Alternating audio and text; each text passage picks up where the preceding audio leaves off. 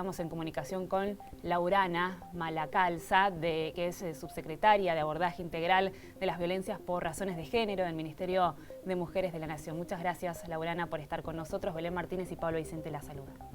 ¿Qué tal? ¿Cómo están? Buenas tardes. Gracias Bien. a ustedes por la comunicación. Bueno, es una noticia que en realidad todas las noticias de todos los días con violencia de género se nos pone la piel de gallina. No alcanza los gritos, no alcanza las redes sociales, no alcanzan las marchas, no alcanzan nada aparentemente para que sea un basta definitivo. Y con lo que estamos viendo, lo que sucedió en Chubut, ¿qué se hace al respecto con un fiscal que dice que fue desahogo sexual? Mira, digamos, varias cosas. La instancia del desahogo sexual aparece nombrada en el Código Penal como una de las instancias, digamos, en las que se interpretan los códigos contra la integridad sexual. Ahí tenemos un problema. Eso no legitima ni justifica, digamos, en qué contexto se utilizan esas instancias. Lo que quiero decir es que, sin lugar a dudas, muchas de las prácticas, de las concepciones, de los sentidos que se ponen en las resoluciones, en los escritos judiciales, dan cuenta de que en el ámbito de la justicia, en los procedimientos judiciales, aún, digamos, dentro de los códigos penales, hay muchas de las instancias que es necesario modificar para que estas utilizaciones, a veces de algunas connotaciones más técnicas que tienen los juristas, ¿no? Los fiscales, los jueces, tengan en cuenta en qué contexto y en qué momento y frente a qué situaciones se utilizan, ¿no? Porque, digamos, esto es un problema de que genera este impacto a nivel social y genera un impacto sobre todo en términos de impunidad, ¿no? Que es lo que más nos preocupa, porque estas situaciones, cuando son nombradas de esa forma, lo que generan es un sentido social de mucha legitimidad frente a las situaciones de violencia de género.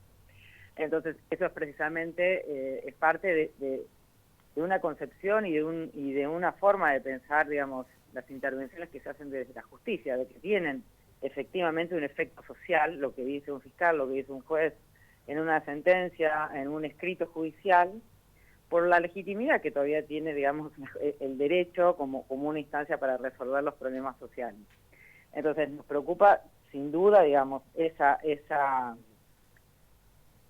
desconocimiento de la magnitud del efecto social y político que genera, digamos, político en términos de relaciones de dominación entre los géneros, que generan este tipo de expresiones utilizadas en los escritos, claro, en los expedientes judiciales, ¿no? Y que además en esta causa en particular cambió también la carátula de abuso sexual, acceso carnal, abuso simple. Y también eso influye en las penas de estos 4 jóvenes. ¿Por qué cambian justamente la carátula teniendo en cuenta que a ella la abusaron 4 personas?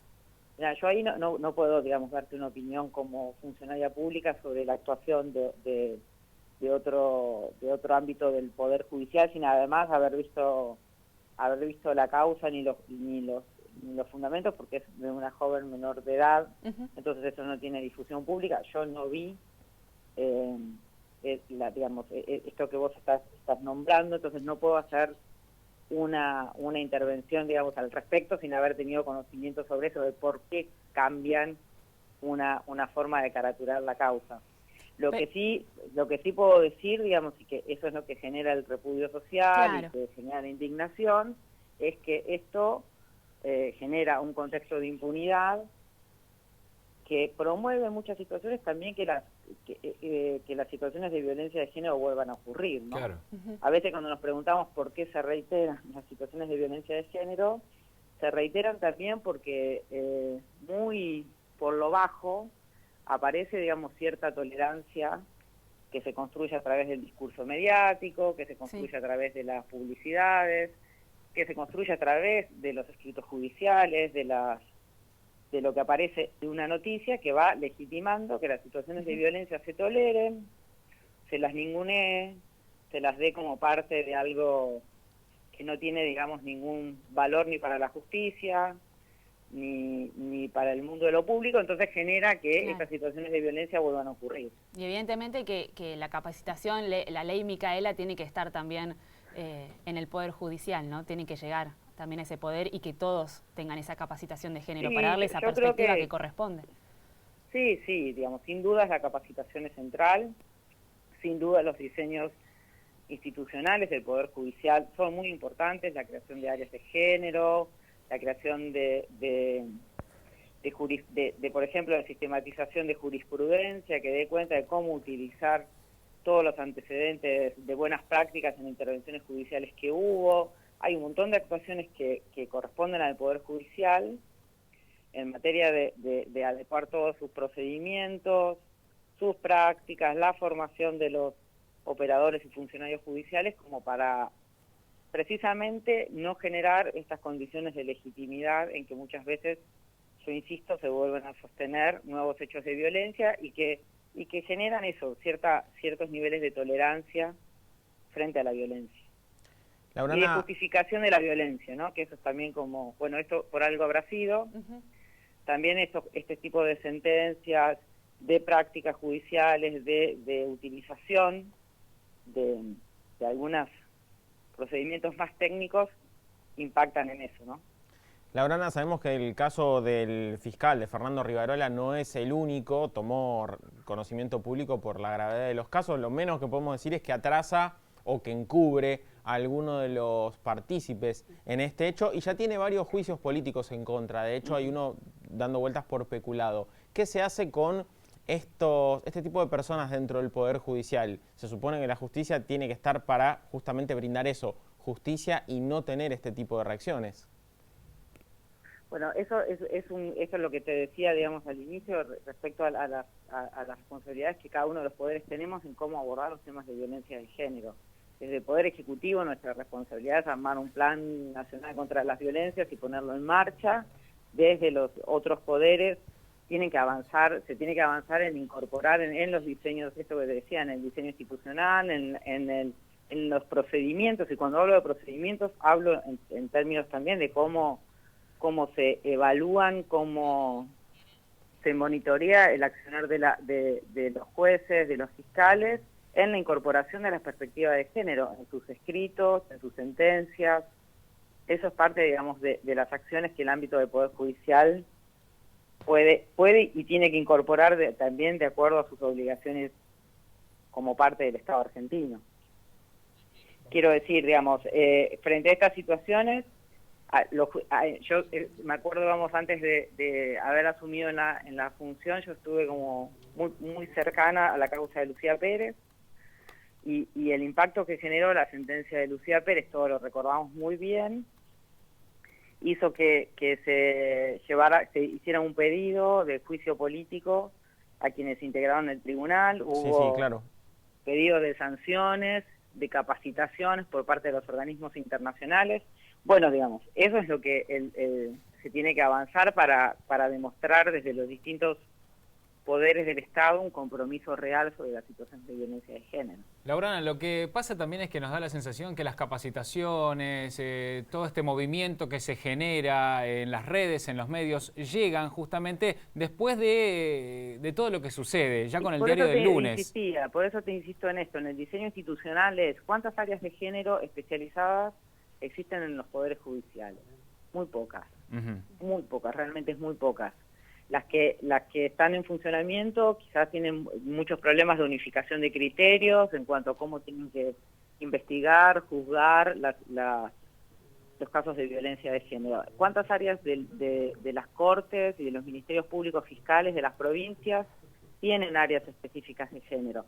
Ese tipo de diseño institucional va marcando una forma de actuación distinta de quienes intervienen, sean los fiscales, sean los defensores o sean los jueces.